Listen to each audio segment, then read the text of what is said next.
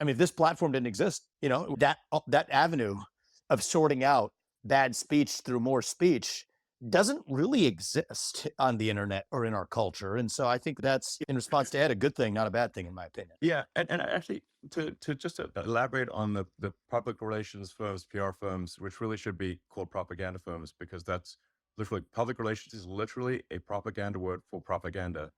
You can read the history of how public relations was developed. Edward Bernays. Correct.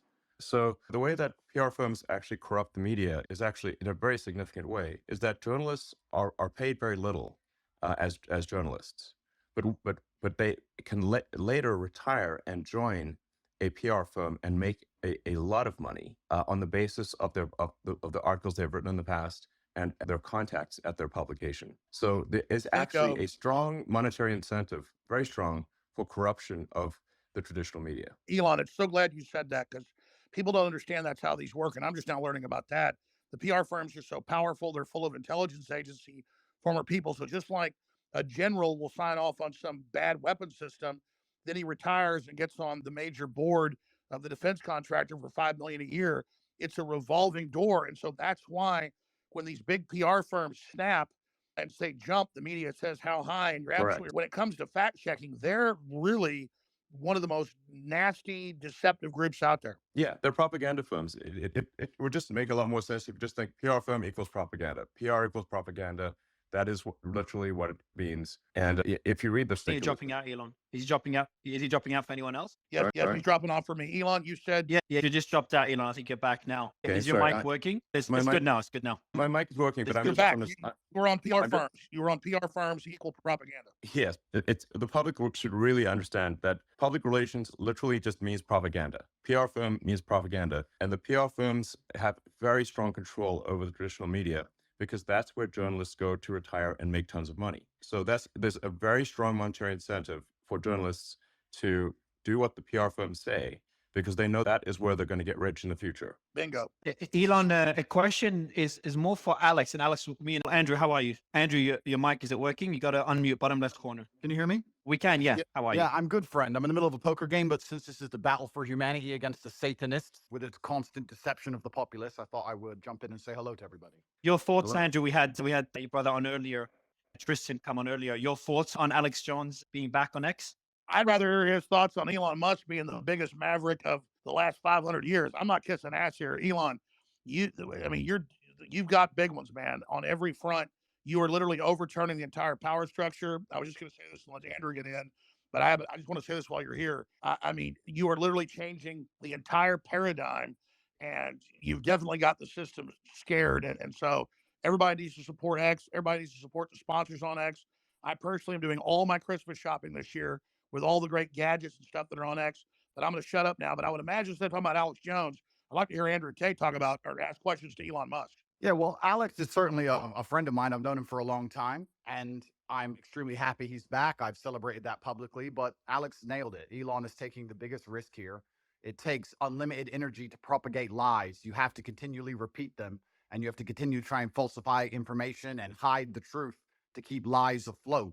And this simple purchase, you call it simple, the purchase of a simple website has literally cracked the matrix in real time, and it becomes extremely difficult now to run the psyops they were previously running and enslave the populace, which is their primary goal. So Elon is a hero, absolutely. And the risks you are taking, Elon, I don't think many people at home actually understand the gravity of the risks you are taking, because your ability to speak freely is heavily leveraged against your insignificance. You're only allowed to speak if nobody listens to you. And if you get big and people start listening, they're going to come at you hard. And I think, I'm not completely versed, but from what I understand, Elon's already suffering the lawfare tactics, which they're going to do. They're going to keep pulling out the hat to try and slow him down. Oh, Andrew, let me interrupt before I forget. I don't give any attention. The same law firm that came after me with these PR firms. You've just dropped out, I think, Alex. Just dropped out? Anyone else I think he got a call. No, he got a call. Yeah, go ahead, Alex. There is a 3-letter agency running this. Not all of them, but let's just say it starts with a C and it ends with an A. Sorry, go ahead, Andrew. Yeah, absolutely. And there's liberal NGOs which will sponsor agents of the Matrix. They'll sponsor females to end up in a house party and then lie to try and then put you in a Romanian jail cell and get you sitting with the cockroaches in a dungeon. And it's a very scary world where you get to a point where you're only trying to tell the truth, and they're going to punish you for that using endless lawfare. And this battle has only just begun. But the matrix has truly cracked now, and it's going to be extremely hard to lie to us like they did before with X, the way it currently is. And I think it came at exactly the right time. I almost, without trying to sound pessimistic, there was a point where I kind of felt like I was losing hope. You couldn't tell the truth about anything. Everything was a lie. Everything from head to toe was a lie. And they're trying to lock us all back in our houses again. And we can finally talk about it. It's truly heroic. And Elon's taking massive risk, and the respect I have for him for doing that is enormous. Absolutely. I mean, this is what happened. I'm going to shut up. So I want to hear from Elon, but this is so historic. Elon Musk's courage, and it's true, I'm saying, has broken the back of the globalists. They'll never be able to turn this around again unless they have a nuclear war.